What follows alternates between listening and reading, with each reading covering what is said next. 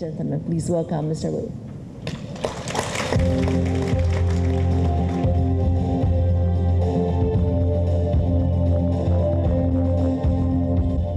Thank you. I'm sorry that Dr. Wu, Mingji Wu, the General Director of DOIT, is not able to come to this conference. So on behalf of General Director Dr. Wu, and on behalf of the Department of Industrial Technology, I would like to present this opening remark. Distinguished guests, ladies and gentlemen, good morning.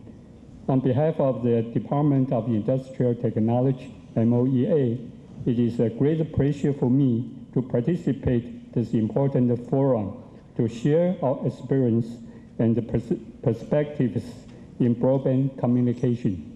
Broadband service brings us a more convenient digital life. HDTV, video games, broadband internet access, high-definition video and audio, and a variety of applications as well, such as surveillance, telemedicine, and internet shopping, are all growing in popularity. To provide additional high-speed broadband internet service is a future trend in network development. Therefore, broadband network infrastructure has become one of the indicators to measure a country's competitiveness, and it has been the focus in Taiwan. Based on the report from the FTTH Council, Taiwan has risen to become #4 in the world in terms of the fiber optic penetration rate, with 12% growth this year, as compared to 7.7% last year. Taiwan's government is actively promoting the Intelligent Taiwan program through broadband services, which addresses the needs of citizens' everyday life and offers everyone the enjoyment of e-life. As a last-mile solution for home services, it is expected to see the rapid growth of fiber-to-the-home services, and the broadband networks will become the major development among all countries worldwide. To echo this trend, the Industrial Technology Research Institute, E3, cooperate with FTTH Council Asia Pacific and the Chonghua Telecom to organize this international seminar, Broadband Forum Taiwan, year 2009. As part of the 2009 Broadband Taiwan exhibition, we invited the experts to come here and join us to share their visions on broadband futures. In conclusion, I would like to extend a warm welcome to all the participants of this forum and wish the Broadband Forum every success. Thank you. Thank you very much. Thank you, Advisor Wenxin Chan, on behalf of Director General Wu. Now we would like to begin today's forum by introducing the very first speaker of the day. Ladies and gentlemen, please welcome Mr. Benjamin Roybal, Vice President, Board of Directors, Chairman of the International Advisory Group, FTTH Council Asia Pacific.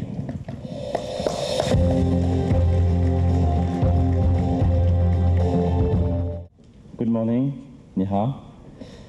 It's my personal pleasure to be here for third year in a row invited in the Broadband Forum. It's a very, very instrumental promotion for the broadband in Taiwan, and I'm very happy to contribute there. And specifically this year, I'm representing the FTTH Council Asia Pacific, which is a great honor for me to talk on behalf of the FTTH industry.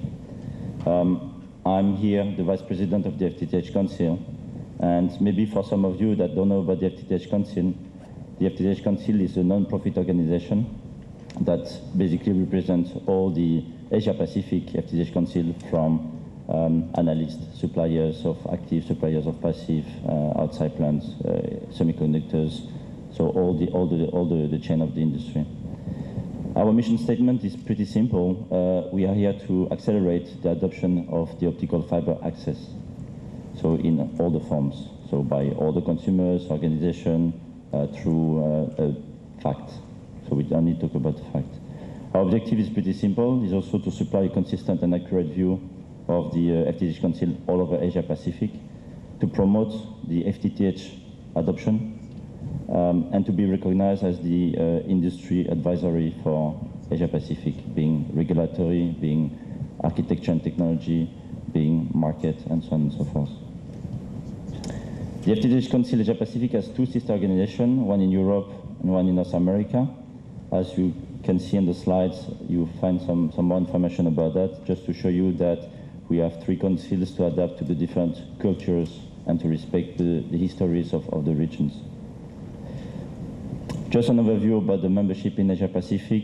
Today, as you can see, the slide is about 56 members, but actually the slide, I mean, now we are close to 80 members, and this is keep growing.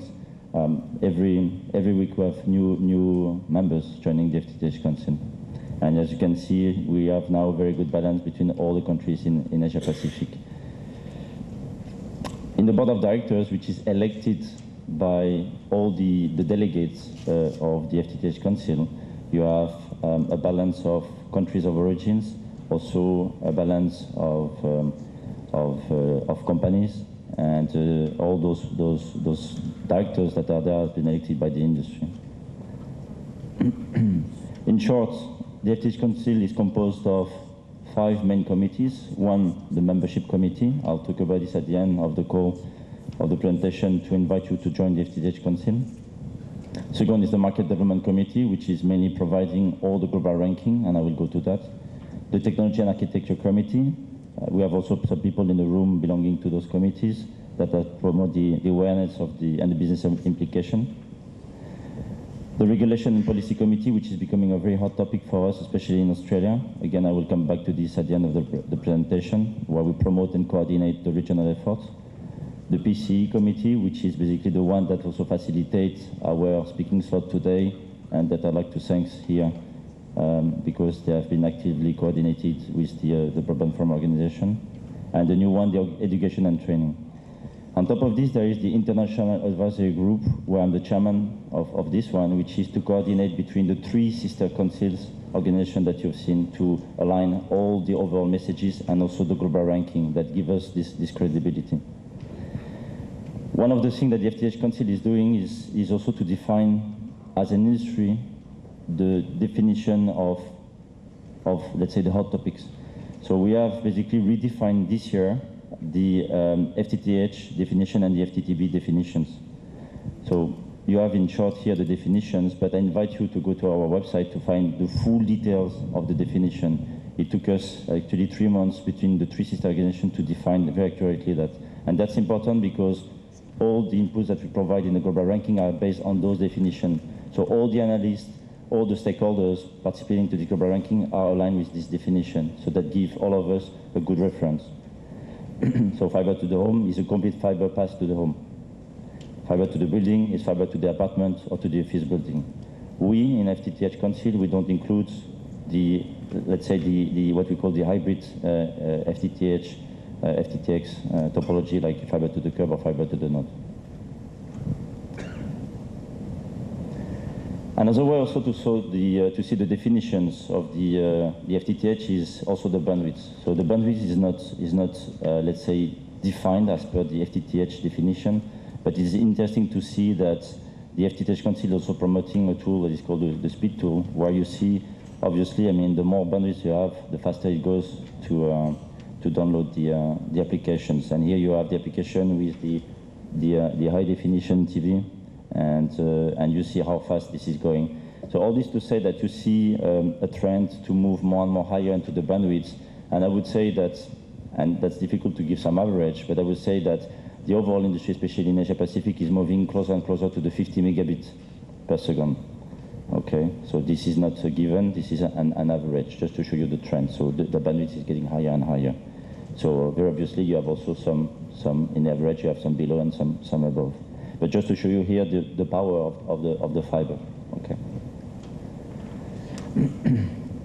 Talking about the global ranking, what most of the people here expect also from this presentation. So these are the September updates of this year, and this will be publicly distributed after the conference. It will be on the website.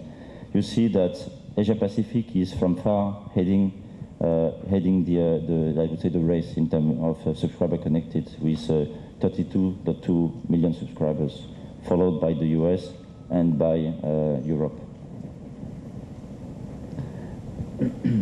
If we go in more details about the global ranking, here you would see that the main lesson learned are actually that the global FTTH keep growing all over the world. Okay, we have 15% subscriber connected more in the world since the beginning of this year, so in 6 months. That's huge.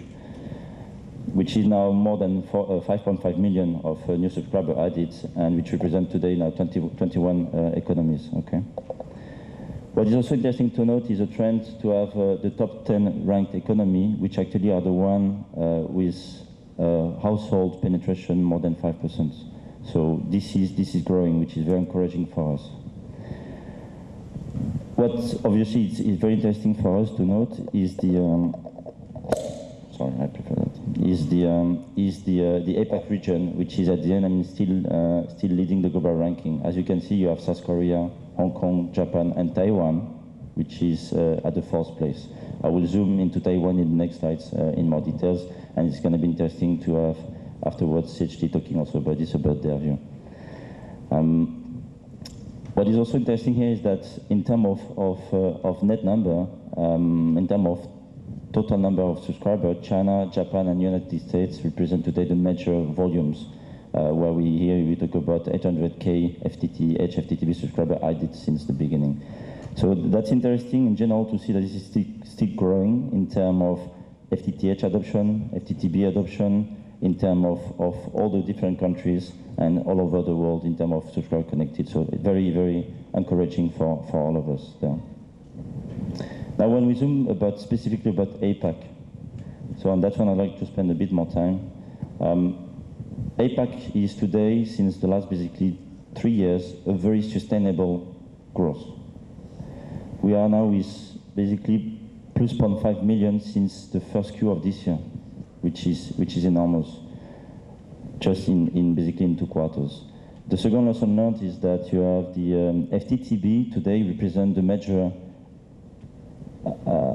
growth in the Asia Pacific because of competition, because of time to market, because of installation also easiness.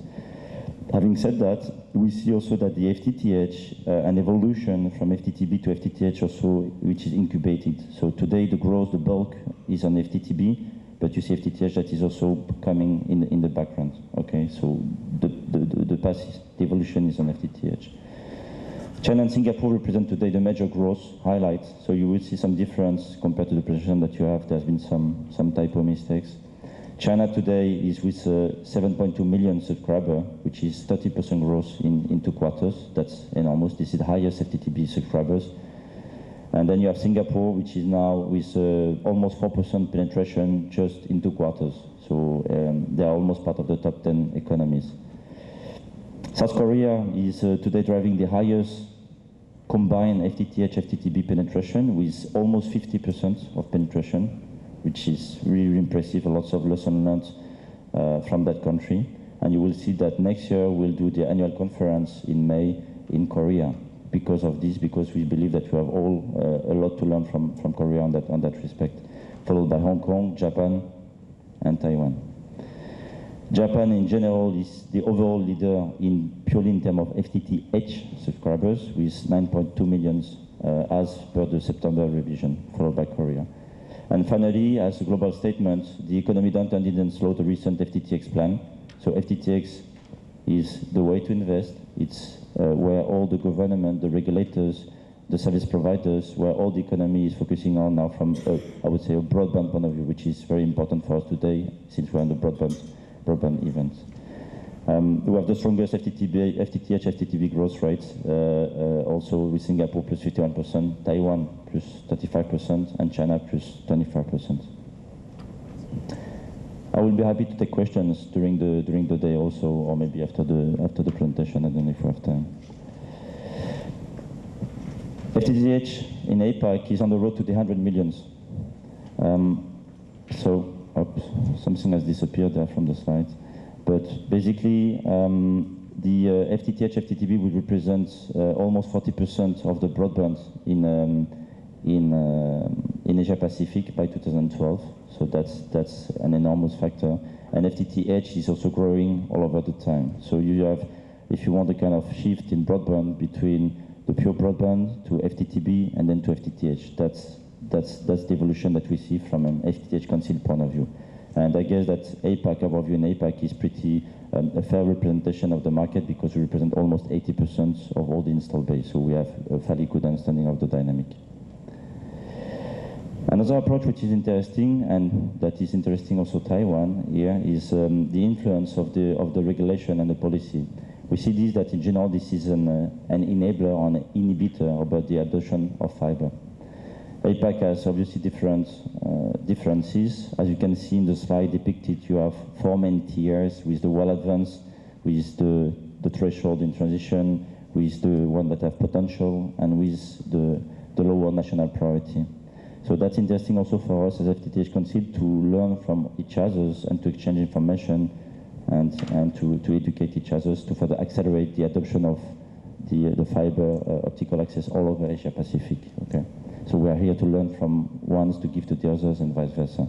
Interesting to see that Bangladesh, for instance, is now part of the tier 3. They got some license from the regulator. So because of this, they have plans now to connect over 5 years 500,000 users. So which is a happy surprise because Bangladesh, nobody would thought that they would go FTTH. So this is very, very encouraging. On the other side, you have Australia. I guess that all of us, we can talk about this for hours. It took time, but now they are moving to the tier 2. So the regulators is also here a clear enabler.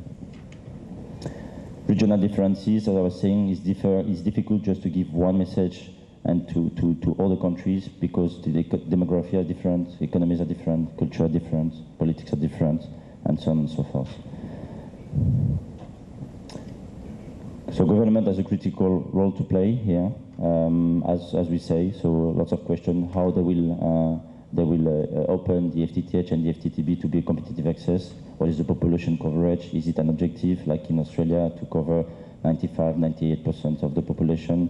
So all this, drive also a lot the let's say the policy and the aggressivity of the acceleration of the FTTH and the FTTB.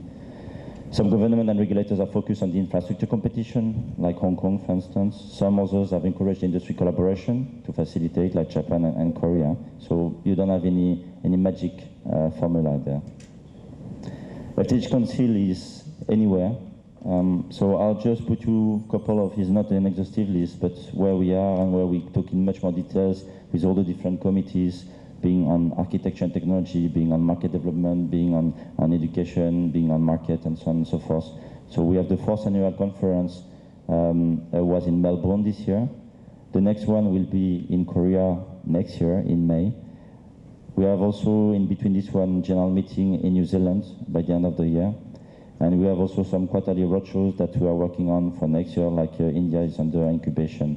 Parallel to that also, we are speaking, like myself today, we are hosted or endorsed or we are supporting some conference like the one that you have today, where you see the FTTH Council. And so we were in China some weeks ago, Taiwan this week, Singapore the weeks to come, Middle East in Amman, and so on and so forth. So you see, this is we are trying to be anywhere to better educate and accelerate the adoption of fiber. So in May, it was a big success. I won't go into details, you have all the numbers, but overall, what was very interesting is that we got the government that was there with the Senator Conroy that was there, and at the end also mandated the FTTH Council through its regulation committee to be the neutral body to help them to accelerate the adoption of fiber through regulation, to learn from all the other countries. So the FTTH Council at the end is very neutral, trying to be agnostic to better accelerate all that with the knowledge and experience that you have captured through all the industry, being all the companies, being all the countries, and all the diversity. I definitely invite you next year in May to come in Seoul for the 5th annual conference. So it's a 2-day session with analysts, with the global ranking, with all the specific details. We have also speakers coming from all over the world and all over Asia Pacific. If you want to join the FTTH Council, you can do it already now. You have here all the details. It's an opportunity to promote your company, to review the latest details on the market, to have networking opportunities, to be connected between this community of FTTH. So you have the details here about how to join the FTTH Council. So in short, I'm kindly inviting you to embrace the change to the FTTH.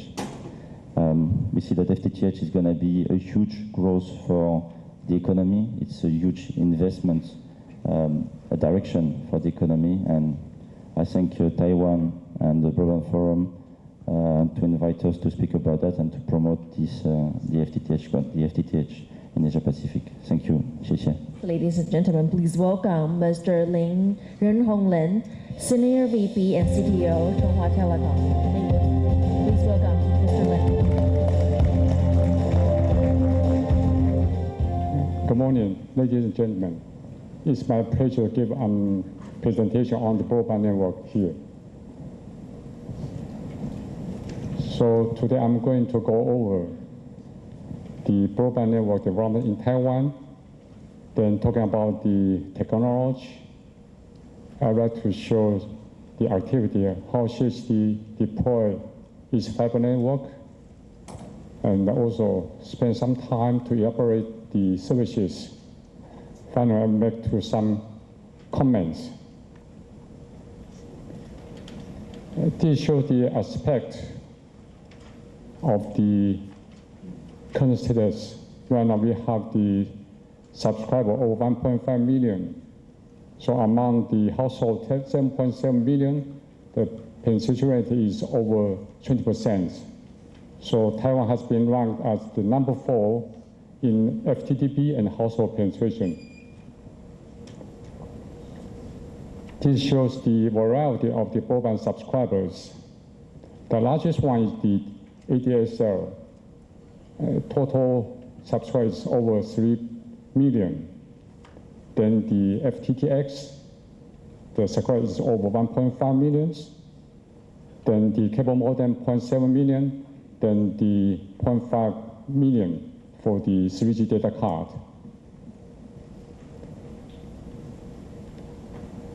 This slide tries to show the national project. Between the year 2002 and 2006, we have 2 national projects. One is the eTaiwan. In this plan, our target is to promote the e-service to the 6 million households. The second one in mTaiwan project, we have spent 30 billion NT dollars to lay out the broadband outside plan, and also invest 7 billion NT dollars for the WiMAX system. Currently, we are conducting the iTaiwan. I stand for the intelligent, and also there is a nickname for this project called the Wisdom. First one is the wireless broadband convergence network. Our target by the year 2012 try to provide the 30 megabit services. The coverage is about 80%. The rest of the I project I'm not going to go through. We call the 6大新兴产业. So this shows the broadband transport architecture, 2 layers. One is metro, then the access. Let's talk about the metro. We use the ROADM. ROADM stands for the configurable optical atom.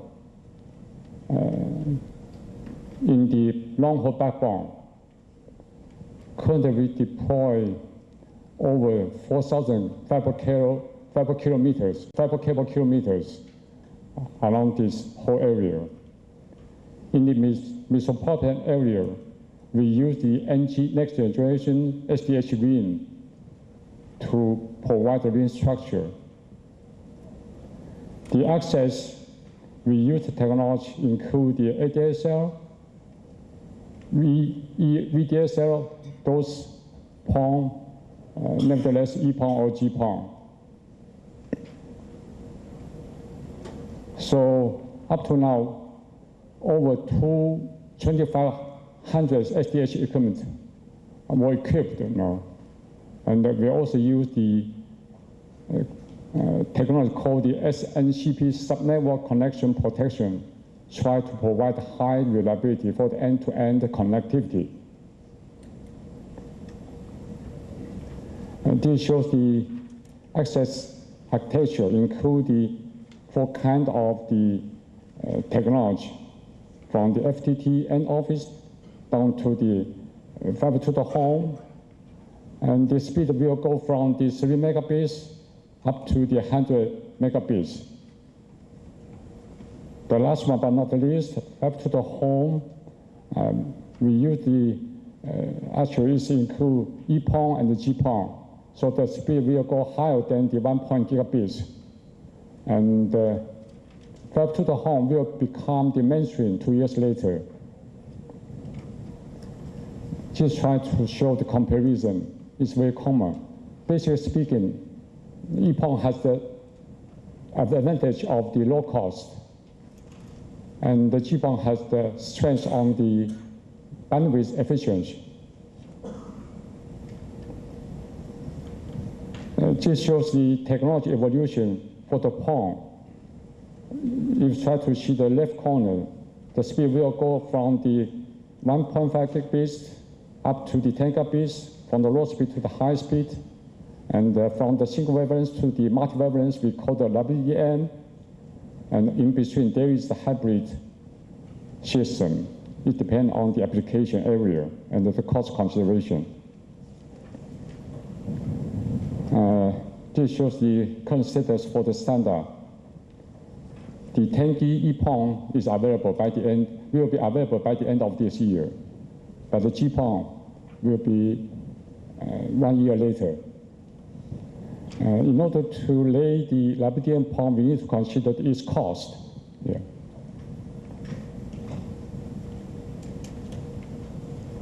Here I will talk about some activities for the Chunghwa Telecom NGN roadmap.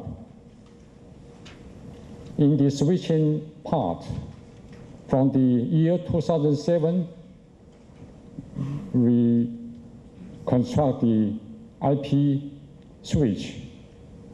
Hopefully by the year 2011, we will finish the IP-type switch for the metropolitan area. The backbone network, we will consolidate the whole network into one network by the year 2011. And the access network is just as usual, you know, using the XDSL and the FTTN, FTTH, and 2 years later, FTTH will become the mainstream. And they also show the evolution. For the access network, it will evolve from the XDSL up to the FTTH 2 years later. We were very popular and widely constructed. And the regional network will evolve from the ATM switch up to the combo switch. The right corner shows the issues. When we evolve our network, we need to consider how to build the IP in regional network and how to build up Ethernet into different areas by consideration the trade-off of the cost and the speed. Yeah. Let's review some of the activity. In the year 2005, CHT launched the first field trial for the FTTH in the Hsinchu Industrial Park. And we also have the cooperation project with the E3 in order to promote the FTTH industry in Taiwan. And GPON evaluation in the lab we conduct since the Q1 last year, and we will launch the GPON field trial next year. And this shows some more detail, a little bit messy for the access network. Try to show the building blocks in the different area.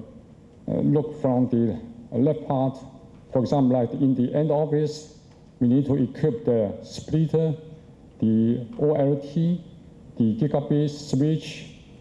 In the right up part of the slide, show the residential area. We need to equip the splitter, the ONU, and the connection box. The right down part is the telecommunication room. We need to equip the fiber panel, the distribution device. This is just the layout for more some more detail of our access network.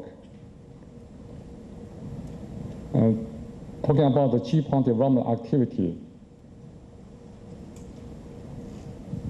I'm not going to through each item. The last one is to launch. We will launch the GPON field trial next year. This shows how we converge of our IP services.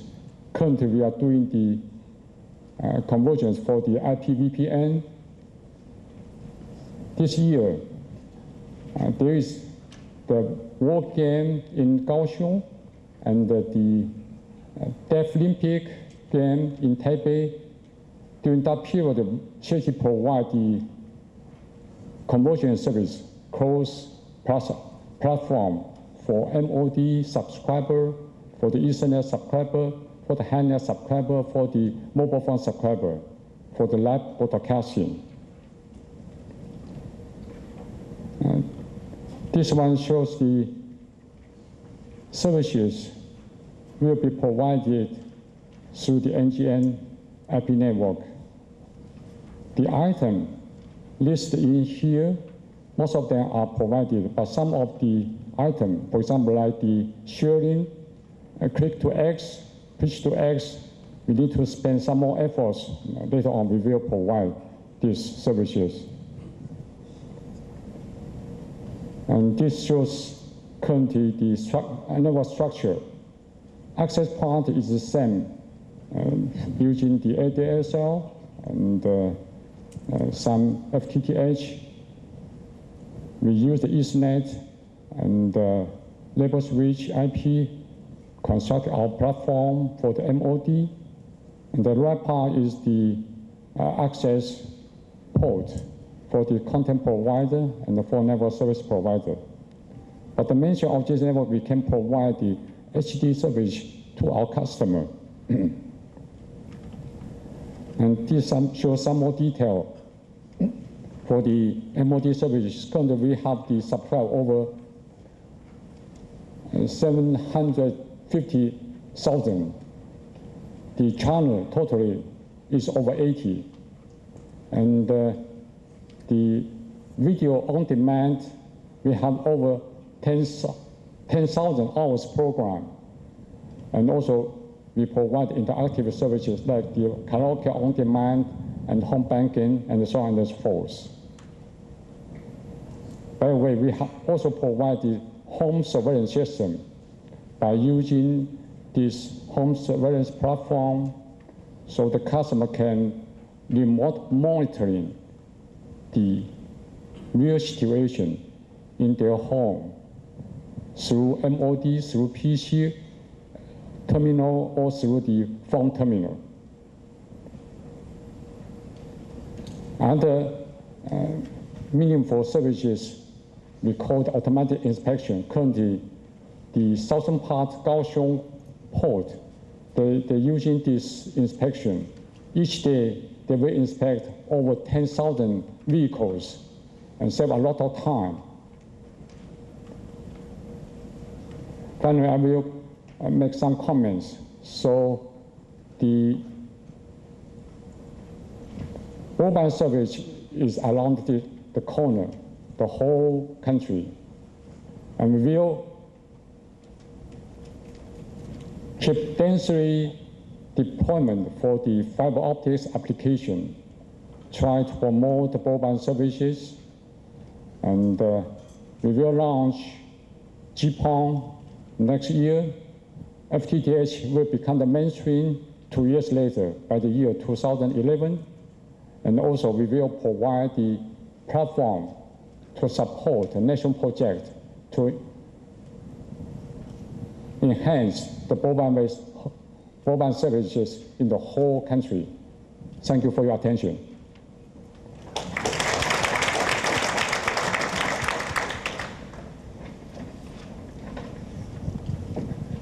Any question from the floor?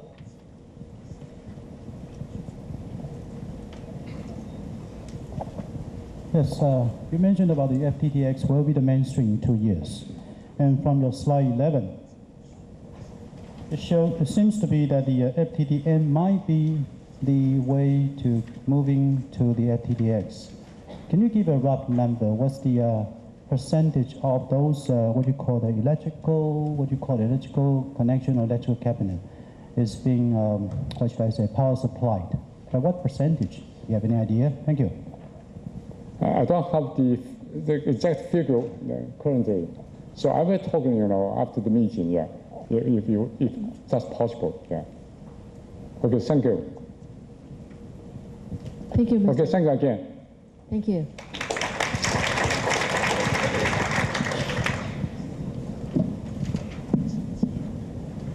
Our next speaker will talk about building next generation national broadband networks. And our next speaker is Mr. Tim Scott, Business Development Executive from XEF. Ladies and gentlemen, please give him a warm welcome.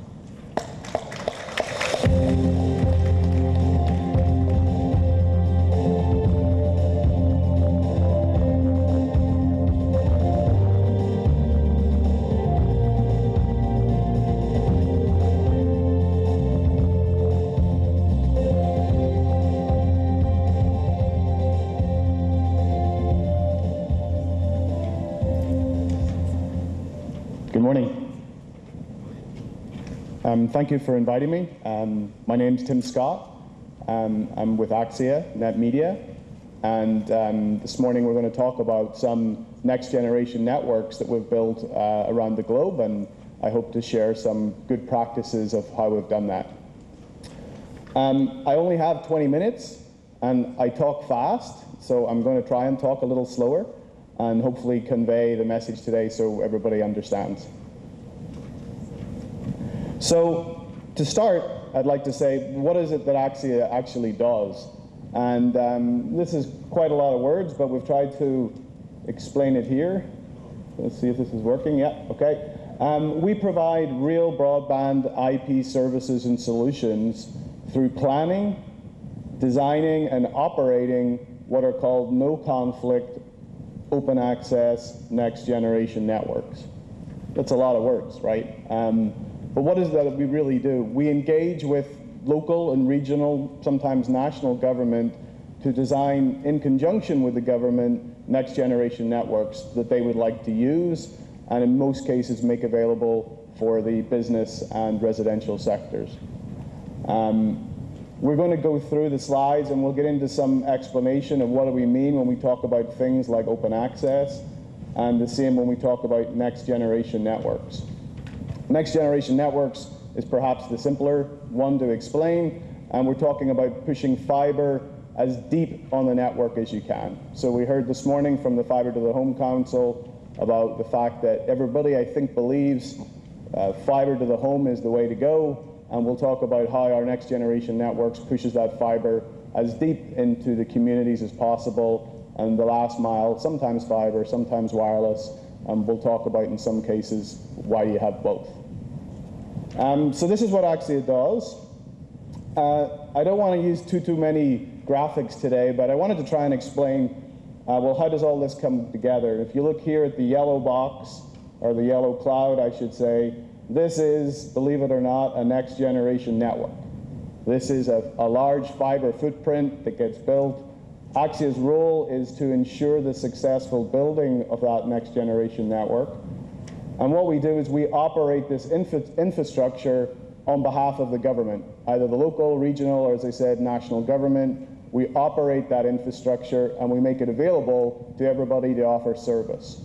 So here you have your various end users, which can be the government themselves, it can be businesses, it can be residents, and they're taking their actual service from a package of retail providers. So what's different is we don't believe in creating multiple facility-based providers. We believe in creating one infrastructure on the network. Sorry, this is not working very well. One infrastructure on the network, and then these various retail providers offer service to these end users. And our whole theory behind this is that this enables many more types of application services up here to be developed. People pick and choose the types of services that they want. So rather having the choice where you take one service provider and you get the customer care of that service provider and only his services, in this model you can pick and choose the service provider that you want to put your money with. So this is the concept, and we're going to talk about a few different jurisdictions where this has been deployed.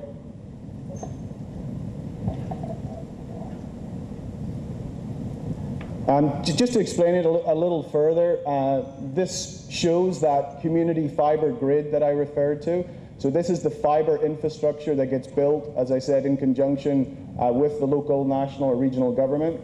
And then you can see here in the last mile piece that there are various different types of technology. Obviously, everybody wants to build fiber everywhere if we can. It's just not always economically possible, right? And we're going to look at some rural examples where it wasn't possible to build fiber to every single premise. What's a little unique about this model also is that basically this fiber grid gets built, as I said, in conjunction with the government, and these various service providers operate here, offering different types of services to homes, to businesses, to the government themselves. The difference is everybody buys their wholesale bandwidth rates at the same price. So Axia's role is to operate this infrastructure and ensure that a rural provider in the rural part of the state or the country has access to the same bandwidth rates on this fiber grid as the large incumbent. So what we try and do is we try and take away the challenges of those distance locations about being limited in a rural area, as an example, as opposed to being in a metropolitan area. So everybody has access to the same fiber grid, and everybody has access to the same bandwidth rates to purchase service on that fiber grid.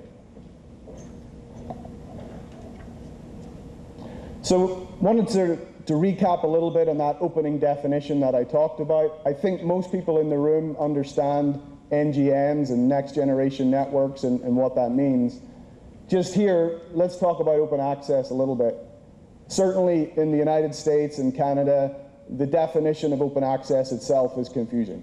You know, everybody has a different definition. The FCC has a different definition, carriers have a different definition.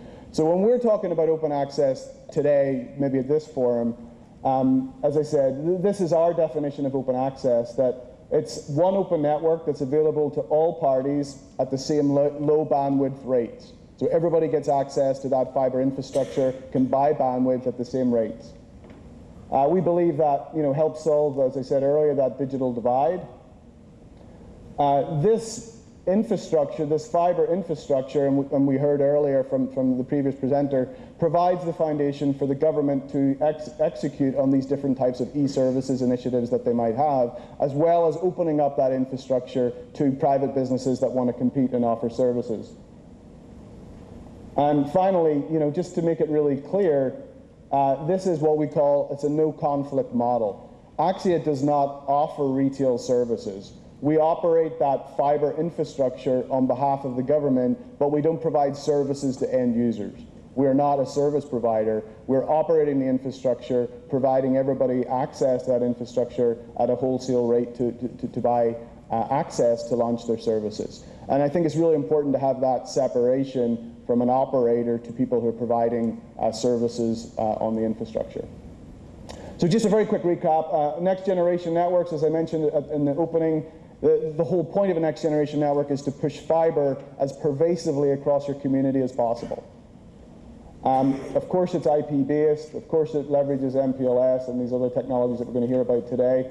And then, you know, as I said earlier, the whole concept is in the last mile, it will support different types of last mile technologies. You know, I've met a few people in the last couple of days, and people are talking about, you know, is it EPON, is it GPON, is it active Ethernet? And really the reality is it doesn't really matter. You know, our concept is you've got to build that fiber grid. The business model has to be rock solid, and you have to have somebody in that sector that knows how to operate that fiber grid to ensure a successful initiative. So lots of different types of technologies can be supported with this approach. So I was asked to talk a little bit about, well, where have we done this before? And we're going to go on a very quick global tour. We're going to look at Canada, and then we're going to look at France, and we're going to talk about what's going on in Singapore. And again, we heard about Singapore earlier this morning.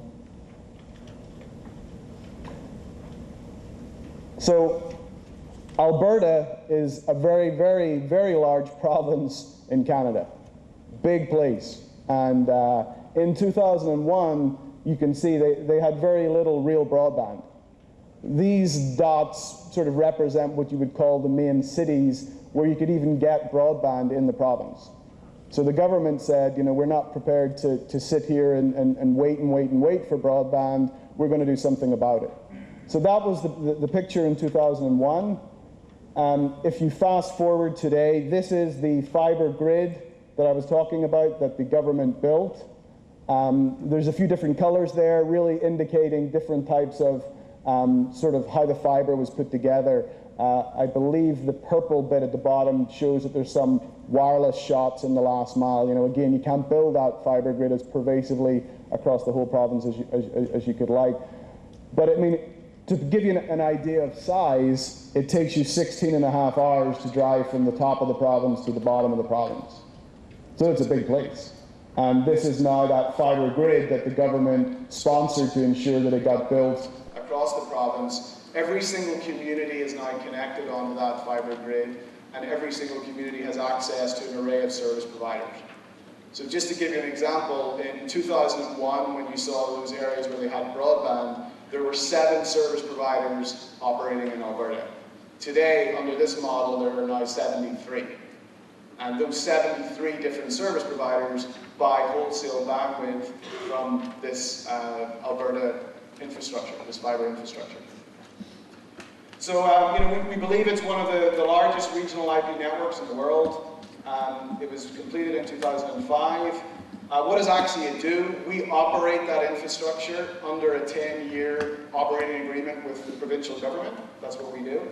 The incumbents are involved. You can see that Bell is one of the partners that are working with the provincial government. And, you know, there's some statistics there about the usage on the network. As I said, now the fiber grid, it connects every single community in Alberta. 429 communities are connected onto that grid. Every single government location is connected.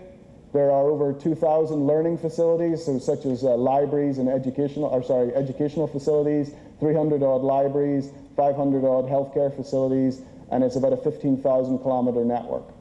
And again, you know, just to reiterate, for me, this was a big project, right? This is a big build, but the bit that I find most exciting about this infrastructure was the growth in that area of service providers. You know, to have a market that had 7 service providers serving a few of the largest cities, to create an infrastructure and enable that infrastructure to support the growth of 70 companies, most of which were new companies, that they could hire people. You know, people talk about economic development, you know, in this current economy. This is the perfect way to do it.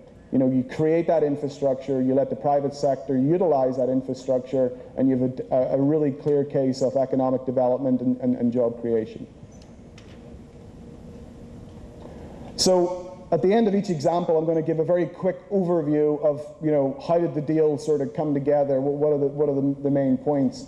So here you can see, you know, in Alberta, what was the private sector responsible for? They were obviously responsible for creating and building and offering the network.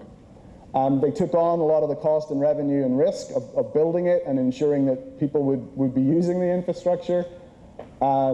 Obviously, there's a customer focus for profit, so we talk about that balance between trying to ensure that the initiative delivers the public policy objectives, but that the private sector are brought in with a focus on profit and a focus on customer care.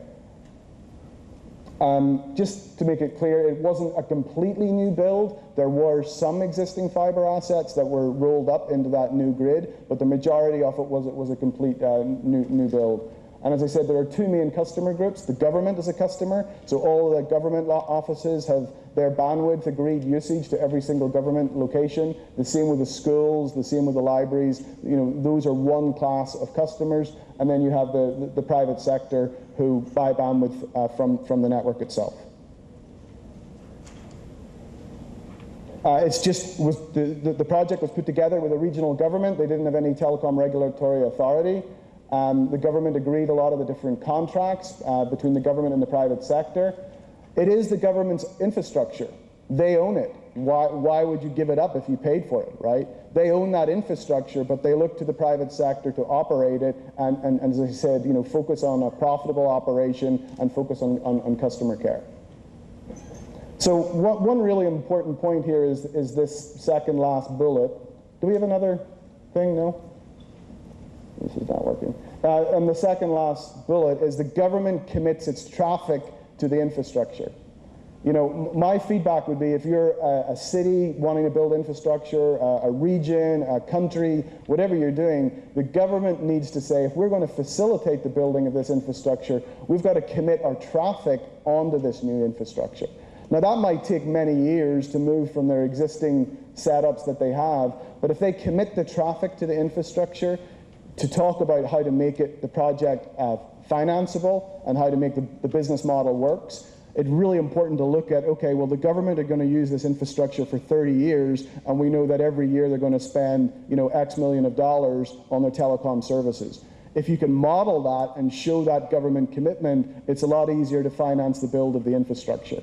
Without the government committing to use the infrastructure, it's a much, much harder model to fund, particularly in today's current environment. Okay, so we're going to jump to France. I hope it's of interest. A very different approach. We moved to France several years ago, and the reason that we moved to France to build this new next generation network approach was at the national level they put together a structure that we believed was secure. So they understood that next generation networks need to be supported by the government. It wasn't a national initiative, but they enabled regional areas of the country to commit financial support and again commit their traffic to regional deployments of infrastructure. So we moved there several years ago. We have now pretty much completed a fiber backbone that's been built across the whole of France. We have a total of 14 regional networks.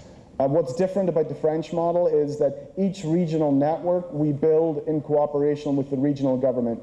So if you go to the top, for instance, up here in Dunkirk, you bid the project with the government of Dunkirk, or that region, or it's called a department, and you work with that region, and they say, okay, we want fiber built across our region. We want to connect everyone, every government office, every school, every library, every business, and we believe the total cost is $50 million. And we're prepared to write a check for $20 million. Please send us your bid. And you bid it, and you say, okay, here's our approach. We'll find the additional capital needed to build the infrastructure. We propose operating it under a 20-year, 25, 30, you bid the operation terms of the agreement, and you indicate what those wholesale bandwidth prices would be in your response. So we have now successfully done 14 of those, and this is the end result. And for me, it's a really interesting story because, if you go back 4 years ago in France, France was really nowhere in the broadband world.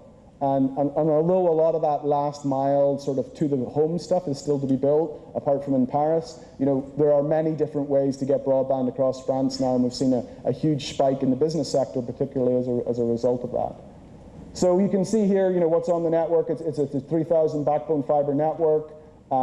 There's 125 different wireless stations, and you've got, in France alone, you've got a combination of 40 different national and local service providers who offer services on this infrastructure.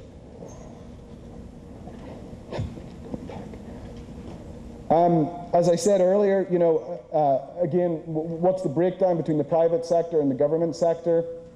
The customer, in the private sector is still the same focus on cost and revenue, on customer care. You bid either a 20-year or 25-year agreement to each regional government.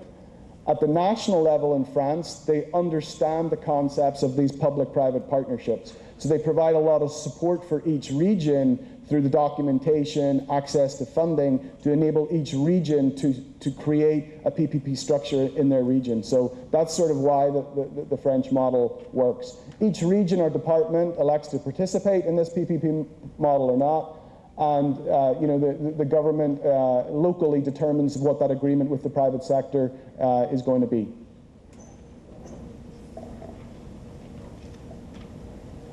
Okay, so I was asked to give an update on Singapore. Obviously, a lot of people in the room, I think, have heard of Singapore's plans and respect their plans for the future and how they're going to bring broadband to Singapore. So I think the first thing is just to take a little step back and look at, well, how did Singapore get to where they are today in 2009? And really the answer to that is many hard years of work and focus and commitment to bringing fiber to their country. And if you look here with the IDA, they started their next generation national broadband network, the tender process, in 2006.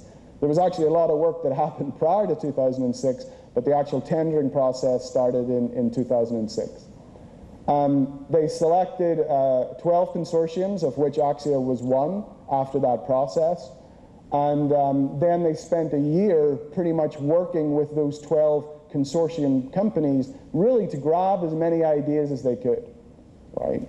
If you were selected, how would you build infrastructure in Singapore? What does your business model look like? What sort of funding do you have? So all those different things were ironed out over the course of that 12-month period.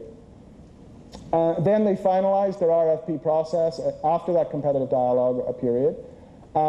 The proposals were submitted through several rounds of clarification sessions. So I would say there was probably about another 6 months to nearly a year of Q&A after you had submitted your proposal. So to make sure that they really understood your proposal, there was many, many meetings, many times spent together ensuring that they fully understood your technology approach, your business approach, the whole concept. So it was a very thorough process, and we believe that really ensured that the Singapore government knew exactly what they wanted. Through the course of those years, they figured out, okay, well, if we're going to build this is how we're going to build it. This is how the government's going to be involved. This is how we can commit to financing. This is the approach that we should take. So where are they? Just to recap, obviously it's a city, it's a modern metropolitan city-state. They wanted to bring fiber to every single premise in Singapore. Population of 4.8 million, just over 1 million residential premises. One thing that they were really clear about was that ownership separation that I talked about earlier. So they wanted to build a fiber grid, and then they wanted to bring in an operator to operate the grid, and then they wanted to be that grid to enable that service provider competition that we talked about, that all the different service providers could access that fiber grid and offer services. So a very similar approach to what we've talked about today. Those access rates are now available. So if you wanted to provide services on Singapore, for every single residential premise, it's $15. For every single business, it's $50. So they've figured out this is the rates that everybody's entitled to access this infrastructure to offer services in Singapore. And certainly Singapore's had a lot of press coverage, and we do believe that they've set the standard for the future in terms of how a city-type infrastructure could be built. So what did Axia do? We were part of a new company that was formed in Singapore called OpenNet. We're a 30% owner of OpenNet. You can see who the other owners of OpenNet are. It included Singtel. A lot of people are surprised that the incumbent would be part of that. But again, if you understand that if you're sure that the country is going to make this initiative happen, you figure out how to be part of it in some shape or form. And over those years, Singtel realized, okay, this is going to happen, we need to figure out how to be part of it. So Singtel, we're part of that Axia consortium, and they're a 30% owner also in OpenNet, and you can see the other two whole companies that are listed there as well. They have started construction. The goal is by the end of next year to have 60% of premises connected, and 95% by 2012. And people always ask me, why is it 95% and not 100%? And that 5% is because new homes get built. So that's why it's never quite 100%. So they're always catching up to new homes. So the plan is to bring that fiber grid and attach to every single premise, to 95% of every premise by 2012. And the commercial services are, I don't believe have been offered quite yet, but they are starting to be made available early, I think it is Q1 next year, on that fiber grid. So similar structure, again, between the private sector and the government. I think, you know, it's clear to say one of the key parts of ensuring that the Singapore model worked was this last point.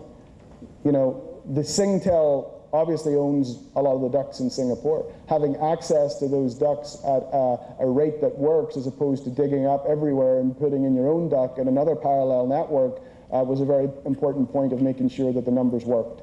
So, so this was an important part of the project. On the government side, we talked a little bit about the regulatory authority.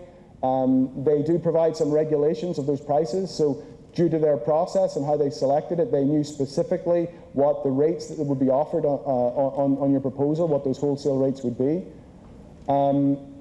They restrict the scope of business in terms of the fact that this is for the fiber grid at this stage. And, you know, again, another important point here is they provided financial support. You know, they committed, you know, a serious amount of money to ensure that this fiber grid would be built. That was part of their vision, part of their strategy, and something that they were very comfortable committing to. So just in general, you know, what are a common few points that we'd like to get across, regardless if you're, you know, a city network in Singapore, a rural network in Alberta, Canada, or a regional structure in France? You know, what are some sort of basic points? And one thing that we think is really important is that ownership separation that I talked about. Ensuring that a fiber grid can get built, ensuring that you bring in a neutral operator that operates that grid, can offer wholesale bandwidth rates to that array of service providers that can then get access to that fiber grid. We believe that infrastructure-based competition doesn't work. We don't believe that there needs to be 20 different fiber grids in every country for there to be competition and for there to be competitive prices for us to buy services. When we build the road system, we don't build 20 road systems. We build one road system that everybody uses. And our approach to building telecommunications infrastructure is the same way. We build one fiber infrastructure and everybody's entitled to use that fiber infrastructure. And we talked about the balance of, you know, ensuring that you have some policy objectives and how the private sector can help you meet those objectives. And point 5, as I said, is really important. If you're going to get into this space, you know, ensure that you're committed to using the infrastructure. I've talked to many different governments around the world, and they say, we want better broadband, and we're going to facilitate broadband in our city, county, state, country. And I ask the question, well, are you going to use that infrastructure? And sometimes people shake their head, oh, we can't use the infrastructure. Well, why not? Why would you build this infrastructure and not commit to using it?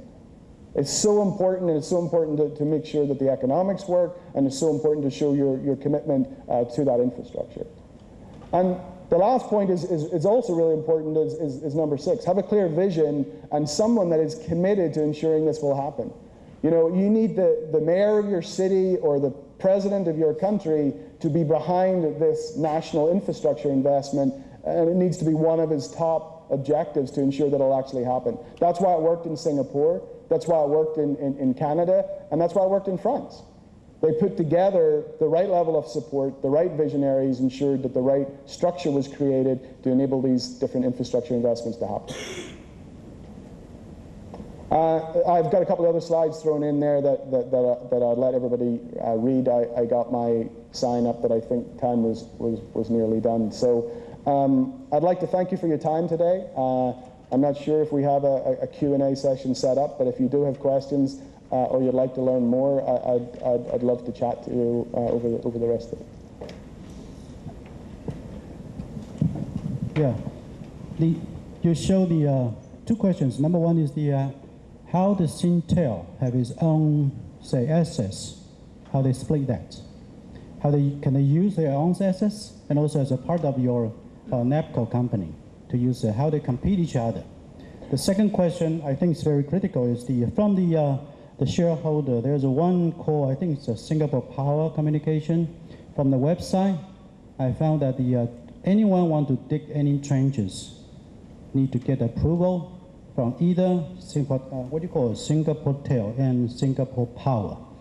So both of those two guys can approve the trench digging. It's under your consortium. Is that another real monopoly? Is that being considered? Thank you. I'll tackle the second part of the question first. The consortium members are the only members that I showed in that slide. There are not any other members as part of that consortium. Those are the only members that are in OpenNet. It's important to point out that the creation of that company, OpenNet, entitled it to have all that telecom access that you talked about. So access to ducts, the ability to dig, the ability to perform like any provider would perform. And then coming back to your first point, Singtel does not have to give up anything that they have in their own infrastructure today. They have been part of the OpenNet consortium to create a new fiber grid, and the access to their ducts, of course, they're going to be financially rewarded for access to their ducts. There's a whole detailed part of the consortium that goes into that, which I can't really share, but of course they will be rewarded for making their duct access available. But if you just think about it for a second, you've got to ask yourself, is that approach is better than not having any access at all? Because the cost of not having any access at all might have made the economics not work. There was another question somewhere. I have two questions. One business and one another. For business, you probably know that Taiwan has a high-speed train project with the BOT. Build, operate, and transfer. Okay, now it's almost bankrupt because they miscalculate the customer number. I heard that. About 3 times, okay. And what will happen with this fiber grid that you have, okay? I mean, have you, how can you ensure that it will be successful, okay? That's one question. And the next question is, I'd like to know in this fiber grid is the technology that you use. So let's say, for example, the distance between the node, okay, or the speed of the transmission that you have there, okay? And so that it make it's economical, sensible. Okay. Thank you. Thank you.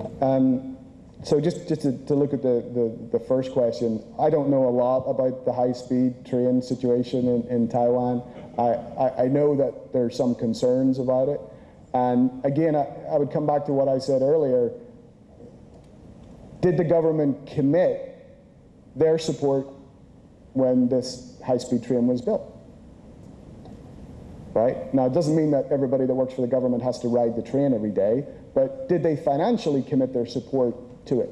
Or did somebody come in and speculatively say, we're going to build and operate a high-speed train infrastructure and hope that we make money? And if we miss our take rates, you're right, they don't make money. In the fiber grid approach that I talked about, that is why it's so important to have the government commitment to use that infrastructure. Because if the government says, we're going to use the infrastructure, you're going to know from government, you get X million a year. From education, you might get more, because education is usually by far the largest sector in any of those networks that I talked about. Then you've got healthcare. Then you've got libraries and learning facilities. So you have these different sectors, And you don't have to have all the sectors committing to use the infrastructure. But again, if you can go to the Department of Education and say, what do you spend every year on your telecom? And people are going to shake their head and say, oh, 50 million, and somebody else will say 100 million, and they probably don't know. But when they finally get the answer, let's say it's $50 million. If you can say, okay, well, you commit your $50 million to this infrastructure, and instead of having a 1 meg connection or less to every single school, for that same 50 million, because we're going to build this fiber grid right across the territory, you can have a 50 meg, a 100 meg, a 10 meg, symmetrical connection, whatever you want to give them, to every single school. So suddenly it becomes a win-win for both parties, because they're going to get a much better service for similar, or in some cases less than they're paying currently today. And that's exactly what we did in Alberta. You know, you had many schools that had no access to internet services at all. And now every single school is on that fiber grid, and they can do two-way educational learning, language services, a whole host of things that was just never made available before. So I would say that government commitment and the train example is a great indicator of why you need to have that support. Thank you. Yes, but obviously the government is not happy with the current situation, or they would not have committed their financial support to creating a new open grid. Because it seems to be like you have a monopoly of the business right now. No, I wish. No, not at all. We have a very fortunate situation that we engage with the local government. We create this infrastructure. We operate that infrastructure on behalf of the government. But everybody is entitled to use the infrastructure, whether you're Singtel or whether you're timscott.com. Everybody is entitled to use the infrastructure and can buy access to it at the same rate. So it doesn't preclude anybody, whether you're Verizon or Singtel or AT&T or whoever, everybody has access to the grid to buy their services from that grid. Okay, that would be the last question. I think your idea would be very helpful for Taiwan if Taiwan have an open net copies here. And I'm wondering if you have ever surveyed the potential regulatory obstacle of Taiwan in implement your actually ideas, and also the potentially very unfriendly ecosystem of the operators, no matter it is incumbent or some three big one. Right. That's my question. Thank you for your question, and it's a very specific question. I better be careful how I answer it. Basically, Taiwan is no different really from most other developed countries that we talk to. If you look at the US as an example, right, you have competition. You have pretty much most markets an incumbent company and a cable company competing for business. But the reality is everybody's still unhappy, including me, right? You know, you still don't get the services that you want. So now, you know, in the States, under the Obama administration, you've seen federal money been made available to develop better broadband services. And at the national level, the FCC is working on a national plan for broadband for the US. And I would say that Taiwan is exactly the same. You know, the question becomes, does the government accept the status quo? Or do they say, we want to do something different? You know, we want to create a grid infrastructure. Everybody has access to that infrastructure. And that doesn't mean that the existing companies don't continue to compete and offer services. You know, I think the first thing to point out is competition is good. More competition is better, right? And this is what the fiber grid enables. It enables more competition. It levels the playing field that everybody can offer services. So you can have new companies created in Taiwan offering services that we haven't thought about today on the network. A whole host of services. So more than just your triple play, but advanced services and specializing in the services sector because they don't have to worry about their own facilities because they're going to use this fiber grid.